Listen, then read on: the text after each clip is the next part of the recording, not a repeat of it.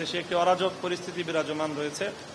এই পরিস্থিতিতে দেশকে উদ্ধার করার জন্য, দেশে আইন শৃঙ্খলা পরিস্থিতি স্বাভাবিক করার জন্য, জনগণের জানমালের নিরাপত্তা নিরাপত্তা প্রতিষ্ঠিত করার জন্য কঠোরভাবে পদক্ষেপ গ্রহণ করা হবে এবং সেই ক্ষেত্রে সশস্ত্র বাহিনী যে কোনো পদক্ষেপ নেবে সে জনস্বার্থে, সেটাকে আমরা সকলেই স্বাগত জানিয়েছি এবং আহ্বান জানিয়েছি।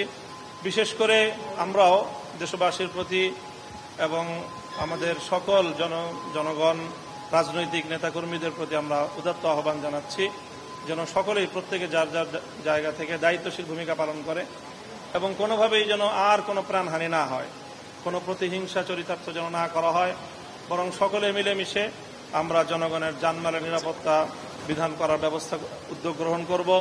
সেই ক্ষেত্রে বিশেষভাবে আমরা অত্যন্ত মর্মাহত যে বেশ কিছু দুঃখজনক ঘটনার সংবাদ ইতিমধ্যে আমাদের কাছে এসেছে।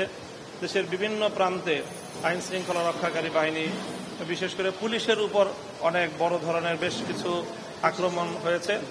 সেই আক্রমণগুলো যেন আর না হয়, বরং আইন শৃঙ্খলা রক্ষাকারী বাহিনী সহ সকল পক্ষের সকল মানুষের জানমালের নিরাপত্তার বিধানে আমরা সকলে সম্মিলিতভাবে ভূমিকা পালন করব। সেই সঙ্গে কোনো সংখ্যালঘুদের উপর, অন্য ভিন্ন ধর্মাবলম্বী যারা রয়েছেন, আমরা জাতি ধর্ম নির্বিশেষে একটি সাম্প্রদায়িক সম্প্রীতির দেশ বাংলাদেশ, এদেশে কোনো ধর্মাবলম্বী অন্য ধর্মাবলম্বীদের উপর কোনো ধরনের অযাচিত আক্রমণ করবে না, হামলা করবে না। কাজে এই অরাজকতার সুযোগ নিয়ে বা এই বিশৃঙ্খলার এবং এই বর্তমান রাজনৈতিক পট পরিবর্তনের সুযোগ নিয়ে কেউ যেন সেই ধরনের কোনো পদক্ষেপ গ্রহণ করতে না পারে, সেজন্য আমরা বিশেষভাবে সকল দেশবাসীকে আহ্বান জানাচ্ছি।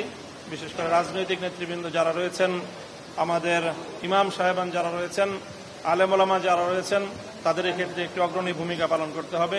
সেই জন্য আমরা দেশবাসীর প্রতি, আলেম সমাজের প্রতি বিশেষভাবে আহ্বান জানাবো যে সংখ্যালঘু এবং বিশেষ করে আইন শৃঙ্খলা রক্ষাকারী বাহিনী, পুলিশ সহ অন্যান্যদের জানমালের নিরাপত্তা এবং রাষ্ট্রীয় সকল স্থাপনাগুলো যেন নিরাপদ থাকে, সেজন্য আপনারা পদক্ষেপ গ্রহণ করবেন।